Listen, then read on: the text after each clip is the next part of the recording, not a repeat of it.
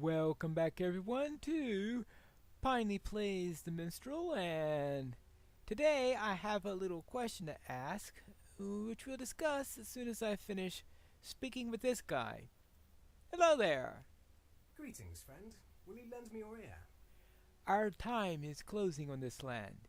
Soon we will be but a legend and memory to the mortals who would remain upon these shores. While we are still here, however, we must do what we can to ensure that these lands remain safe and beautiful. The preservation of the land is why I have come to the port of Keladim. My brethren and I have been looking into recent events in a glade to the north. I am here to enlist the willing, and to go there and assist us in discovering the source of the infestation of sickle flies among the trees west and south of the port. If you are willing, remove the threat of the sickle flies from the trees and report to Overlaz in Nin Helith in the southwest. Well, two little matters. One, this wasn't the person I wanted to speak with. But this does help to serve my question, and that is, why am I able to understand anything he said? Now, you may be wondering, that's a strange matter to say, right? We're both elves. Shouldn't we both understand what each other says? Well, there is one little question on that, and that is, I've been asleep for 3,000 years. So why is it that in 3,000 years, my language hasn't drifted from his? Think about it. Wow. You were thinking about that? Finally, the quest I wanted did pop up, and I had forgotten that it's an auto pop-up. And that is this. You arrived in Keladim with the sons of Elrond a month ago, and the time soon approaches to sail to Mithlond. However, Elrond's decision to offer you a choice whether to leave Middle-earth or remain to aid his people has weighed heavily on you during your travels. The elf, Tarathon, has also come to sail to the west, and you have spent much time together in preparation for your journey since Eladon and Elrohir departed for Ithilien. The time has at last come to journey to the west, and Tarathon awaits you at the docks of Keladim. And so therefore, Tarathon is right here. Now, I was saying, how do I understand these people when the language have drifted? Alright, there are, of course, the matters of the elven tongues are conservative languages. How conservative? Elves live so much longer than humans.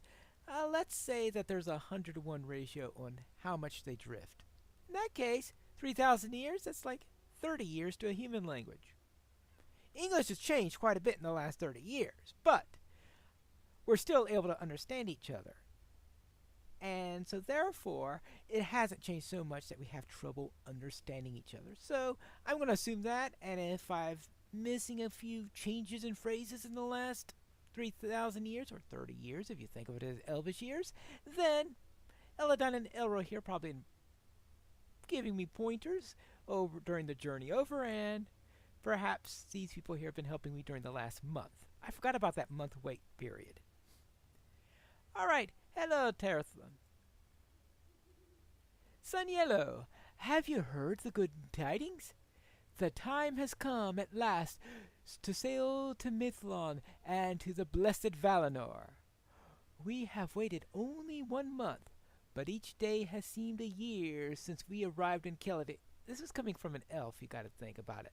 That's how anxious he is, because usually you would think it'd be reversed from the point of view of an elf. I mean, a day feeling like a year? That's not very elvish if you ask me, so he's really anxious to get away. The burdens of this realm shall soon be behind us, but I am still curious if the sons of Elrond found what they sought in the ruins of Ithilien. I have heard many tales of the sorrowful history of that place, and how it came to ruin by the hands of a disreputable dwarf named Squirgrim Dourhad. But it has laid empty for many a long year now. I wonder if anything remains to be found there. I have never walked upon the shores of the Blessed Realm, but I have heard many tales of Valinor. Your forebearers who once dwelt there, did they not? Did you as well? Yes, I did. That is where I was born at. Now, I think that's a little change from the original text there, because they wanted to make sure it's clear that these could either be forebearers or those who were actually born there. Yes. You look restless, my friend. What troubles you on such a joyous day? Well, I was just talking to this guy who's having trouble with flies and all that stuff, and maybe I should help him before I go. That's just thinking. And there's this thing about feeling like I just leveled. But since I am playing mine as if I'm from Valinor, then Quenya is probably my native tongue. But he's not from Valinor, so his native tongue is probably going to be Sindarin. So therefore, I'm assuming we are speaking in Sindarin. Now, Sindarin is probably drifted more than Quenya, because Quenya is almost a dead language in Middle-earth. I know there are still some speakers of it, like Gildor's band and all that stuff, but it's rarely a major spoken language. So I feel like that's probably drifted very little here. Who knows how much is drifted in Valinor, but that's an entirely different matter. Now, what troubles you? Yeah, I was just thinking about my friends and kin and the choice that was given to me. Oh, why would you wish to remain here? As you know well, the lands of Valinor heal all ills and replenish our spirits. The concerns of this realm are ours no longer. Well, I see. Perhaps you should reflect upon the paths of your friends and kin to guide you. Well, I suppose that's something we can do. So let's reflect upon our friends and kin. Ah, yes, there is Gilgalad, who fell long ago. Well, I was asleep. I think he fell at the battle at Ur-Druin. You reflect upon the path of Gilgalad, the High King of the Elves, and the bravery he possessed as he fought and fell to purge the evils of Morgoth and Sauron from the world. You consider the loss of the elf Theraron and the pain of losing a companion during the war of Gilgalad, as the war Gilgalad did. You consider the loss of my king and the understanding of his sacrifice meant to the peoples of Middle-earth. Gilgalad. Looks like you had a good haul today. What were you talking about? Was he a burglar trainer? No, he's just a traveler. Okay. It's a good haul. It sounded like a burglar trainer or something like that. Let's see. Well, that's Eladon and Elra here, who I believe are here to speak with me or something like that. But that'll be later. Oh, how about Harthaline? Yes. What did she decide to do? I guess she's still in Rivendell? You reflect upon the decisions of your dearest friend Harthaline, who has chosen to remain in Middle-earth and free it of evils before the time comes to bequeath it to men. You consider her duty to the people of the realm, and that she hoped that you might remain to aid her in the battles against the evils of the world. Reflections upon the path of Harthaline. Yes, that is, of course, something. When you have a friend who wishes to stay, then it may increase your chances one. Glorfindel, who is in Rivendell, right? You reflect upon the path of Glorfindel, who has remained in Middle-earth to stand against the evils of the enemy and the most vile of his servants. You think upon Glorfindel's deeds in the elder days of the world, and how his resolve has never faltered, even when confronted with death. Alright, and there are supposed to be 5, so that means there should be 2 more. Now I do see a number of Oh no, that's for the epic, and we'll get to the epic, I suspect, next episode or something like that.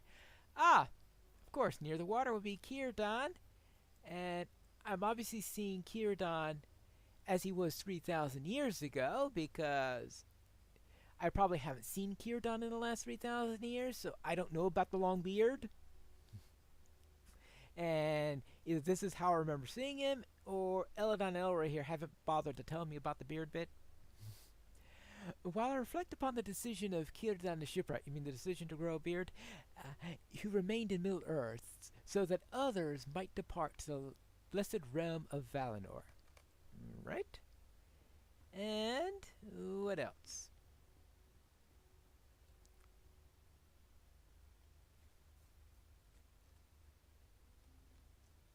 I think we have one more. And where is that supposed to be? Ah, I went right by him. Elrond, of course. We can't have reflections on all these people without thinking about Elrond. You reflect upon the decisions of Elrond Half-Elven, once the herald of Gil-galad, whose time in this realm draws near its ending. You consider Elrond's words, for he said that you might depart for the uttermost west, if you truly wished it, and that the burdens of the realm no longer fall to you. You consider that he kept you in Imladris, that the choice might one day be yours, rather than sending you to revive at the uttermost west. That's right. He made sure that it was my choice. He did not want to make the choice for me.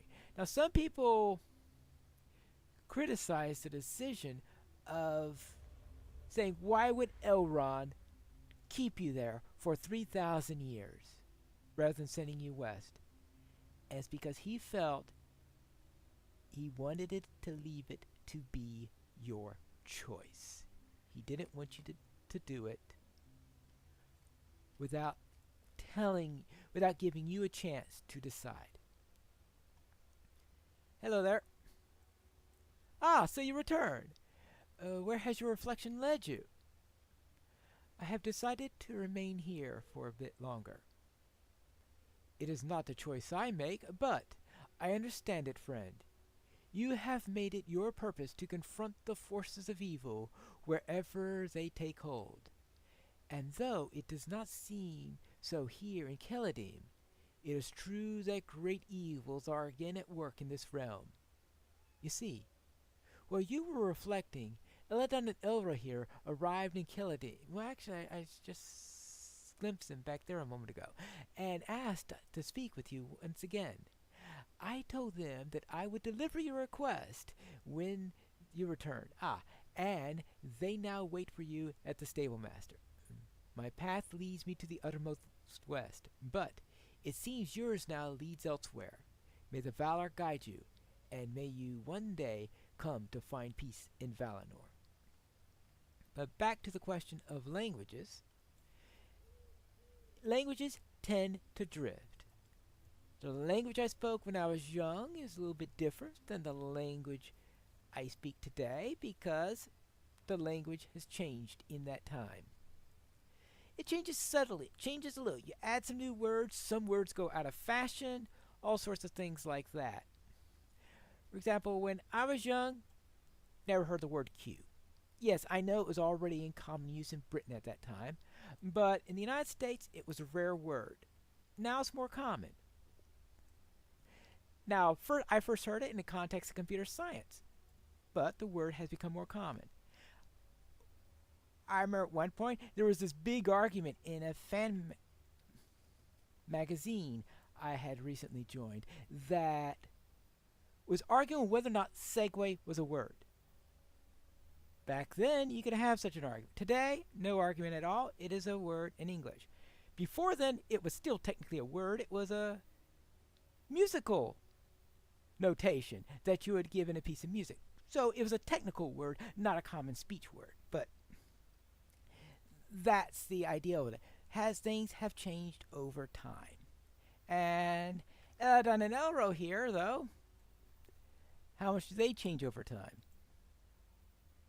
Of course, they are the youngins of the elves. They're only, 2,900 years old or something like that. You know, youngins. Elf years, that's 29. Sun Yellow, I am glad you have not yet departed. I feared we will be too late. You, something wrong? Yes, there are grim forces at work in the arid Luin, my friend. The terrible gaunt lord Ivar has bound vile spirits to the corpses of the dwarf lord Skorgrim, and now the Dour Hands think him their leader reborn. Our forces escaped, and now the enemy has beguiled the Dour Hands into their service. Indeed, the truth must be told, brother. When Father spoke of the shadow in the east, he spoke of Sauron. The Dark Lord has returned once again, Sun Yellow, and he has sent his servants across the many lands of his realm in search of the ring that was lost. If Sauron recovers the ring, no host shall remain to stand against him, and all will be lost. The time shall soon come when the people of this realm are called to war, and I beg that you remain to guide them and make safe the land of Middle-earth. It is a great demand to make of one as storied as you and at so final an hour, but I would not ask it if the need were not dire. It shall soon be the realm of men, and it must survive for them to inherit it. I beg you, will you remain? Well, it's good for them that I already made that very same decision, right? Good. Well, to have you amongst the forces that stand against Sauron brings me new hope to the days that lie ahead. You should aid the folk of Kelendim and the lands beyond to hone your skills for the battles that surely await us. When the time comes, we shall call upon you to join us. Alright, and the first bit of skills I'm going to have to hone, of course, is being able to talk to those people men. Alright, I'm saying that, alright, perhaps I'll have an old-fashioned accent in Sindarin. And probably I can get along with Quenya without too much trouble, especially the local dialect of Quenya, since, as I said, in the uttermost west it's probably drifted a bit in the last 7,000 years. But the languages of men, those short-lived men, that has to have drifted a lot in 3,000 years. How can I be sure? 3,000 years ago, Latin was a language just forming, had not reached its classic level. It was another 1,000 years before it reached what we call classical Latin.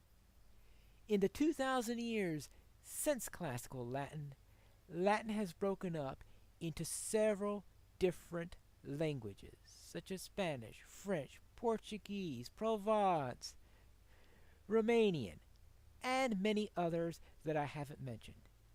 That is what's happened over the last 3,000 years to the languages of men.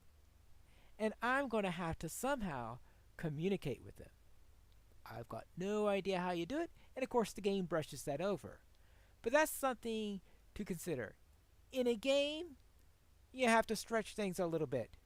You have to be able to allow people to communicate with each other, in most cases at least.